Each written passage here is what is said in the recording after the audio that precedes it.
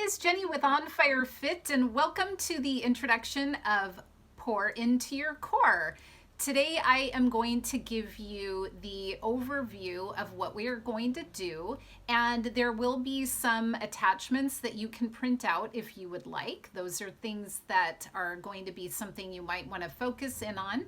And I am going to give you tools that should help you pour into your core. But first, let me talk about what exactly the idea behind all of this is. So if you have been a person that has tried a lot of different diets and then you've been successful, but then you've fallen away again, or if you feel like food controls you or has kind of chains on you or kind of demands you and causes you to do things that you don't want to do as far as overeating or eating the wrong things or whatever the case might be, if you are one of those people who feels like every area of your life is going pretty well, but for some reason this is the area with eating that you just can't seem to control, then you have come to the right place. Sometimes we have something going on in our core that we need to get a hold of or get a grip on or investigate in order to really grow and feel like we are more free. Through the process of this pour into your core, I would love for us to get to the point where we have more freedom. I know it sounds kind of opposite. Diets tend to be restrictive and they tend to be things that don't feel like freedom. But I think our ultimate goal, ultimately, and I'm not putting a time frame on that, I'm not saying in 3 weeks you're going to feel this way, but I think ultimately we should get to the point where we feel free and not feel like we have to follow a strict diet, but that we are also not compelled to eat sugar till we are blue in the face. So I think that the whole point of going through this process together is to get down to some of the deeper levels into the core of what is going on within us. Sometimes it's just a habit. Sometimes there isn't some deeper rooted issue that you have to get a hold of. Sometimes it's just a habit that you have lived with for too long. But that's what we're going to discover as we go through this. So let me talk about what is the core. Well, I even looked up the definition of core because a lot of times when I say pour into your core, I'm sure you're thinking about doing ab exercises. Now, that is one type of core. And yet core, you also think about core values. What are your core values? What are the things that really stir inside of you that are important?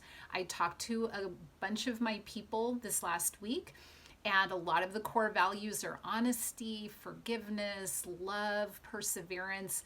There's a lot of things that we need to focus in on with core values.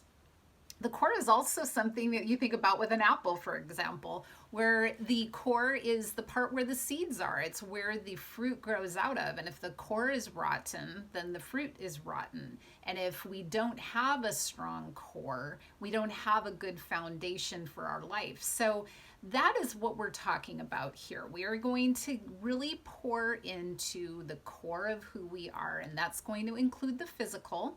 The more that you give your body what it needs physically with food and strengthening with exercise and things like that, the more that that component is going to help your mindset.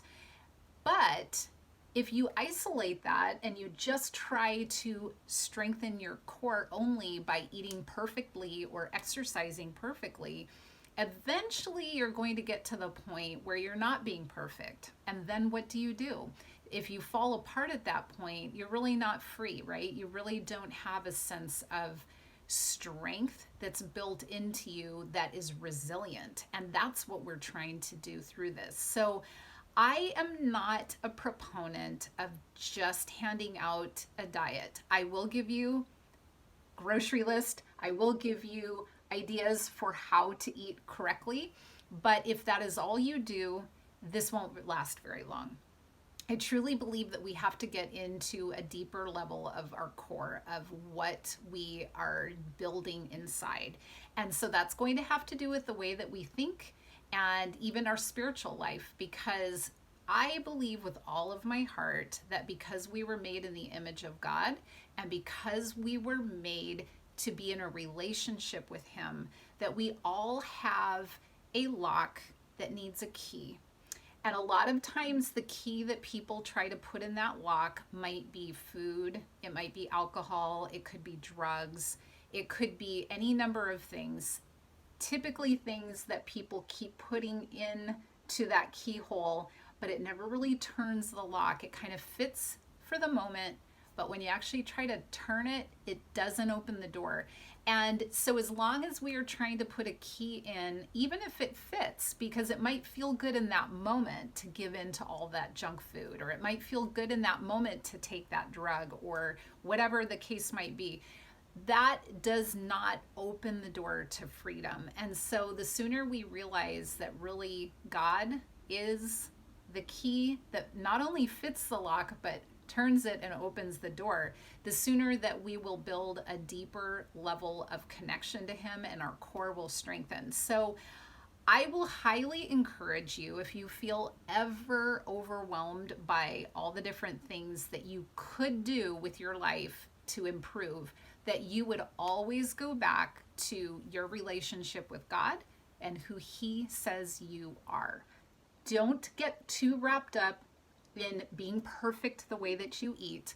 Although the more that you take care of your body, the better your mind will be, the less you'll be confused and have brain fog and everything else that causes us to get out of sorts. But if you ever get to the point where you feel like, I just can't get a grip on what I'm supposed to be doing, always go back to who God says you are and your relationship with Him. And He will refine all the parts and areas of your life that need refining, but He knows the timing and He knows how to take those layers down little by little at the right time. We want to take on a lot all at once sometimes, and it can be exciting in the beginning, but then when you're not perfect, you end up feeling like a failure, and that's not what we're after here. So we are on a journey, we are going through a process, and so if you need to get back to ground zero, you get back to the way that you're thinking and your relationship with God, and He will work out the rest of it.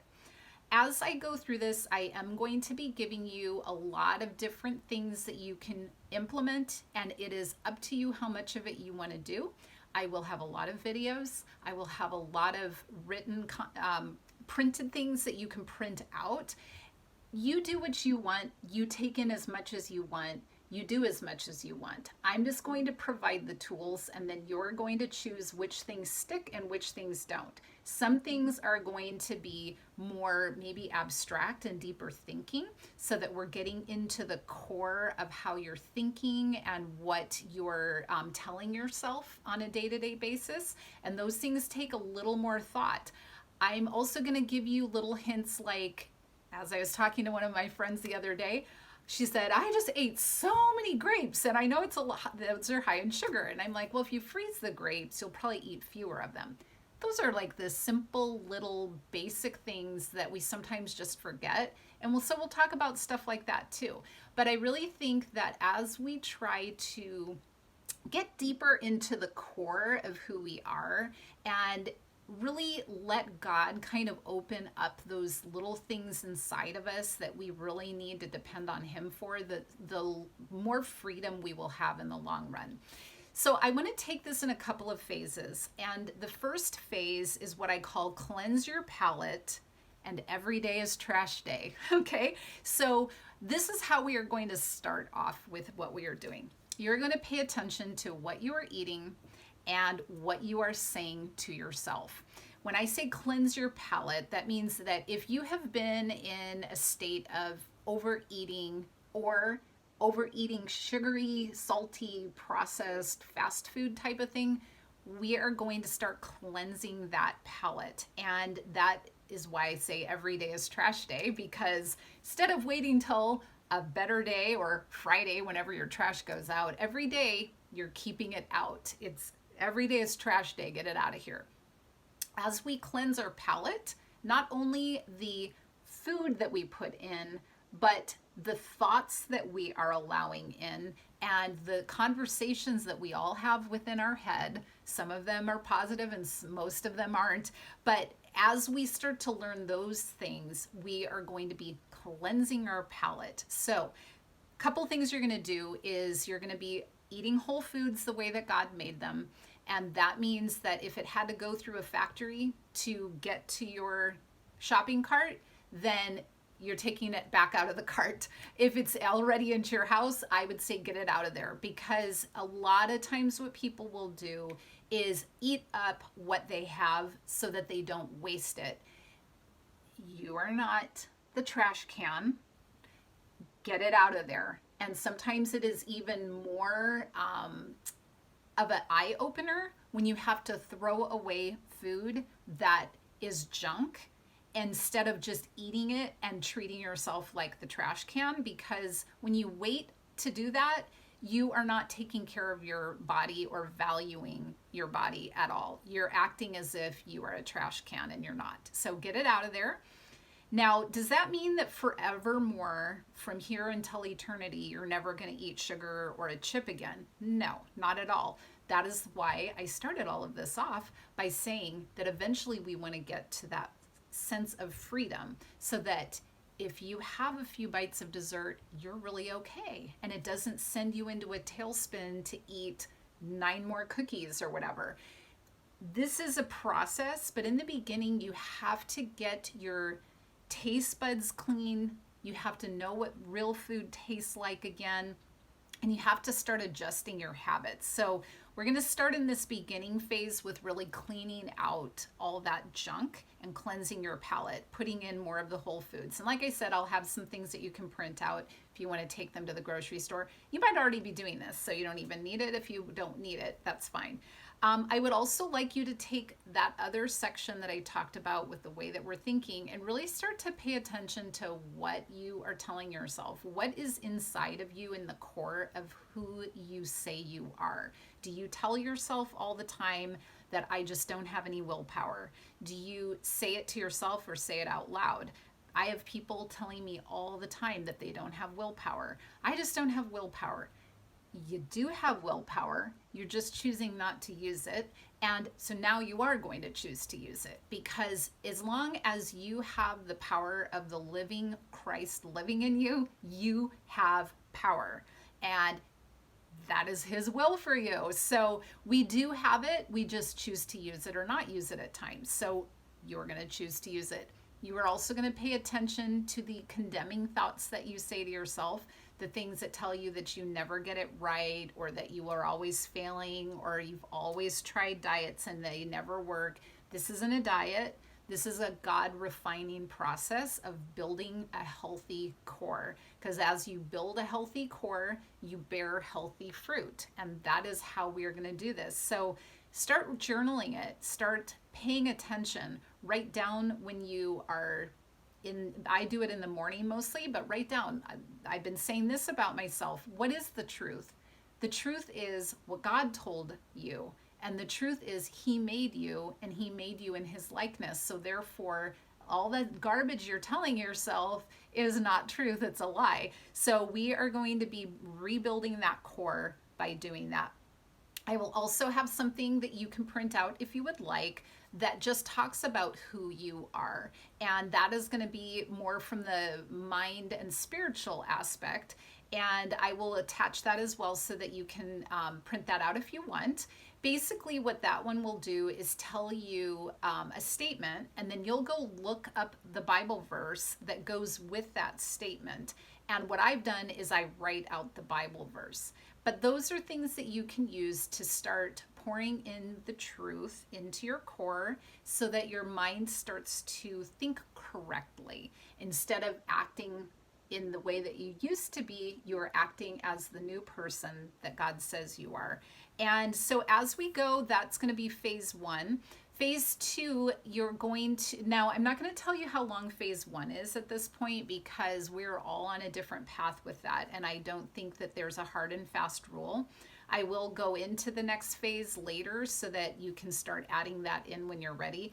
But this is the trust your gut, trust your God. And that means that as you're paying attention to your hunger cues and your palate's already clean, so you actually taste sweetness from real sweetness, and you don't need an abundance of junk to just get you through the day or whatever the case might be. Then you start to get to the point where you can trust your gut. I talked to somebody who was telling me about how she had been real addicted to sugar and she got away from it for a long time. And then she went with her kids to have a dessert, and the three of them shared the dessert, and it did not turn her into a spiral downhill, like stopping to buy cookies on the way home. And a lot of that has to do with she reset her taste buds as well as the way that she's thinking. She's been doing both of those. And then when she had that sweetness, it tasted good, but she didn't require excessive amounts of it, or she didn't feel condemned by it. That's what I call freedom. And that's eventually where we want to be, where we can say, yeah, no, I don't really want that now. Or, yeah, I'm going to have a little bit of that and I'm fine with it. And it's not turning me into a monster. So that is our goal. That is what I'm hoping to do. I hope that some of these practical things will really help you, but I really encourage you to go deeper. Don't take this as just a diet because it's not going to last. It's not going to be something that you'll carry with you forever. And I know that in your heart of hearts, you already know that. You know that if you've been filling a void inside of you with something that just doesn't really ever last, that you need something more. And that's what this is. This is the more. So if you have questions, please let me know. Like I said, I'll be posting a lot of videos. You do the best you can. Watch them when you can. I have no problem watching lots of videos because, like I said, I will do a video while I'm getting my makeup on. I will do a video while I'm doing the dishes or whatever. So you can kind of work them into your life. But just the more that you participate, the more that you pour in, the more that healthy, good things are going to pour out. And I absolutely love to see people get inspired. I just listened to a message about the difference between motivation and inspiration. Motivation is getting yourself to do something that you really don't want to do. You got to get motivated. Inspired is something that you do because of the vision that you have that is so exciting, and the vision actually pulls you along and it changes your behavior. I think we all want to live in a state of inspiration. We don't want to feel like we have to constantly be remotivating ourselves. We need to have that vision of what we're trying to accomplish, what we're trying to do. We want to get to that point of freedom and feeling like food doesn't control us, or drinks, or whatever it is for you. And we want to get to that point, but we have to be willing to do some of the foundational steps to build the core in order for that to happen. And keep that clear vision in mind so that it's the thing that pulls you along instead of you having to just gear up every day. I hope that that matters to you and it helps you in some way. If you have any questions, please let me know. And today and every day, live your life on fire.